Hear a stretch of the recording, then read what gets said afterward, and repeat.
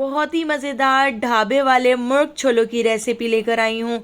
इतने मज़ेदार बनते हैं कि आप इसको अपने घर में बनाएंगे तो घर वालों को बहुत ज़्यादा पसंद आएंगे।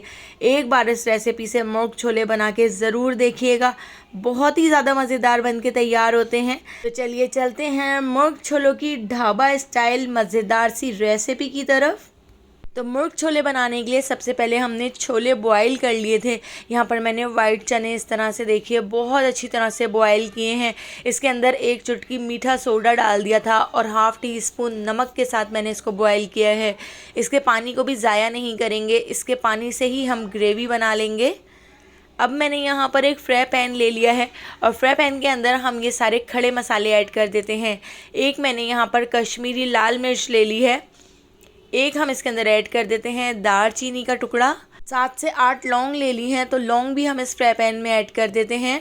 इसके साथ ही मैंने यहाँ पर एक बादियान का फूल ले लिया है और एक काली बड़ी इलायची, 2 छोटी हरी इलायची और यहाँ पर मैंने ले लिया है एक जायफल और जवत्री के छोटे छोटे से टुकड़े, तो इससे बहुत ही अच्छी सी खुशबू आएगी।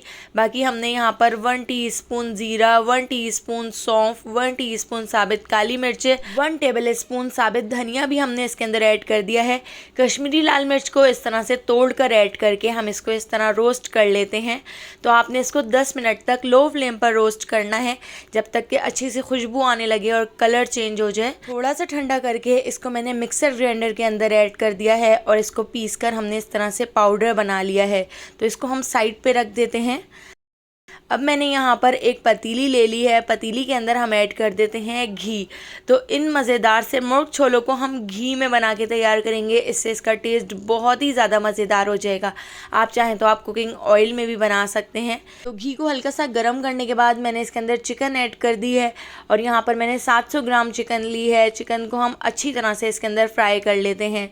चिकन को हमने इतना फ्राई कर लेना है कि चिकन के ऊपर अच्छा सा कलर आ जाए, इसके ऊपर गोल्डन सा कलर आ जाए।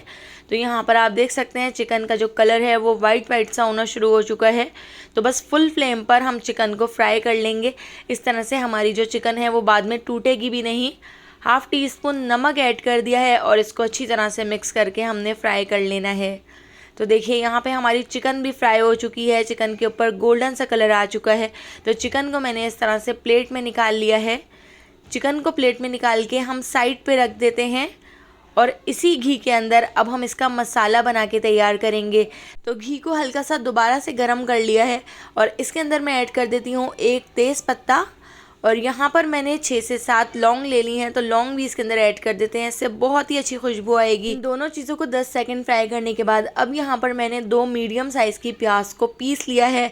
थोड़े से पानी के साथ ब्लेंडर जग के अंदर डालकर पीस कर हमने इसके अंदर ऐड कर दिया है। अब हमने इस पिसी हुई प्याज को अच्छी तरह से फ्राई कर लेना है। इतना फ्राई कर लेना है कि इसका पानी खुश्क हो जाए और इसका कलर गोल्डन सा हो जाए। तो देखिए इस तरह से इसका जो कलर है वो हल्का सा गुलाबी सा होना शुरू हो चुका है। 2 टेबल स्पून लहसुन अदरक का पेस्ट ऐड कर दिया है और इसको भी हम 30 सेकंड तक इस तरह से इसके साथ फ्राई कर लेते हैं। इसके साथ ही अब हम इसमें कुछ मसाले ऐड कर लेते हैं। तो यहाँ पर हाफ़ टी स्पून मैं इसमें नमक ऐड कर रही हूँ, नमक हम पहले भी इसमें ऐड कर चुके हैं। हाफ़ टी स्पून लाल पिसी हुई मिर्चें, हाफ़ टी स्पून हम इसमें ऐड कर देते हैं लाल कुटी हुई मिर्चें और हाफ़ टी स्पून ही मैं इसमें हल्दी पाउडर भी ऐड कर रही हूँ। हाफ़ टी स्पून पिसा हुआ धनिया भी ऐड कर रहे हैं। हमने जो मसाला तैयार किया था उसमें भी हमने धनिया ऐड किया था, तो इसलिए बस हाफ़ टी स्पून ही हमने इसमें ऐड किया है और इसको अच्छी तरह से मिक्स करके इसको थोड़ा सा भून लेते हैं। तो बस आपने इसको इतना भून लेना है कि साइडों से ऑयल नज़र आने लगे। तो देखिए यहाँ पर इस मसाले को हमने अच्छी तरह से भून लिया है। अब मैं इसके अंदर ऐड कर देती हूँ एक बड़े साइज़ का टमाटर। तो आपके पास अगर मीडियम साइज़ के टमाटर हों तो 2 टमाटर आप ऐड कर लीजिएगा। मैंने बड़े साइज़ का 1 टमाटर ऐड किया है और इसको भी हम अच्छी तरह से मिक्स कर लेते हैं। थोड़ा सा मैं इसमें पानी ऐड कर देती हूँ ताकि टमाटर इसमें अच्छी तरह से घुल जाएं। टमाटरों के मैंने छिलके उतार दिए थे, आप टमाटरों के छिलके उतार कर ऐड करेंगे तो आपकी जो ग्रेवी है वो बहुत ही अच्छी बनेगी। तो इसको कवर करके लो फ्लेम पर 15 मिनट के लिए छोड़ दिया था। 15 मिनट बाद आप देख सकते हैं टमाटर इसमें अच्छी तरह से घुल चुके हैं। तो अब हमने इस मसाले को थोड़ा सा भून लेना है। तो भूनने के बाद आप देख सकते हैं इसका साइडों से ऑयल भी ऊपर आ चुका है, इसका पानी खुश्क हो चुका है।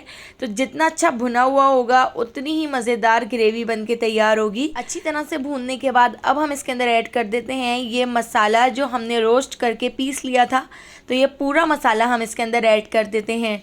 तो बस आखिर में आप इस मसाले को इस तरह से ऐड कीजिएगा। इस मसाले को ऐड करके आपने बहुत ज़्यादा नहीं पकाना है, वरना इसका जो कलर है वो बहुत ज़्यादा डार्क हो जाएगा। तो थोड़ा सा मैं इसमें पानी भी ऐड कर देती हूँ ताकि हमारा मसाला जल ना जाए। तो बस 30 सेकंड तक मैंने इसको इस तरह से पका लिया है, हल्का सा भून लिया है। साथ ही मैं इसके अंदर ऐड कर देती हूँ चिकन जो हमने फ्राई करके निकाल ली थी। चिकन ऐड करके चिकन को भी हम इसमें अच्छी तरह से मिक्स कर लेते हैं। हमारी चिकन 80% तक गली हुई है। 80% तक हमने इसको फ्राई करते वक्त गला लिया था, इसको कुक कर लिया था।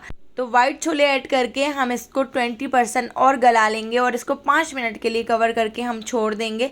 छोलों के साथ छोलों का पानी भी हमने इसके साथ ही इसके अंदर ऐड कर दिया है और इसको अच्छी तरह से मिक्स कर लेते हैं। और अगर आपको जितनी ग्रेवी चाहिए उस हिसाब से इसमें पानी ऐड कर सकते हैं। तो आधा ग्लास पानी मैंने इसमें और ऐड कर दिया है और इसको अच्छी तरह से मिक्स कर लेते हैं। मिक्स करके इसको कवर करके लो फ्लेम पर 5 से 6 मिनट के लिए छोड़ देते हैं ताकि हमारी जो चिकन है वो 100% टेंडर हो जाए। अब हम इसके अंदर ऐड कर देते हैं हरा धनिया। तो बिल्कुल बारीक कट करके हमने इसमें ढेर सारा हरा धनिया भी ऐड कर दिया है और इसको दोबारा से कवर करके लो फ्लेम पर 2 से 3 मिनट तक छोड़ दिया था। इस तरह से सारा ऑयल सरफेस पर आ चुका है। तो यहाँ पे हमारा बहुत ही मज़ेदार सा मुर्ग छोलों का सालन बनके तैयार हो चुका है। बहुत ही ज़्यादा मज़ेदार रेसिपी है, एक बार आप इसको ज़रूर ट्राई कीजिएगा। रेसिपी पसंद आई हो तो लाइक, शेयर और सब्सक्राइब करना बिल्कुल भी मत भूलिएगा और बेल आइकॉन के नोटिफिकेशन को ज़रूर ऑन कीजिएगा, क्योंकि डेली मैं आपके लिए बहुत ही मज़ेदार सी रेसिपीज़ लेकर आती हूँ। तो उन सारी रेसिपीज़ का नोटिफिकेशन आपको फ़ौरन मिल सकेगा और आप मेरी सारी वीडियोज़ वॉच कर सकेंगे। तो आने वाली वीडियो तक मुझे दीजिए इजाज़त। अल्लाह हाफ़िज़।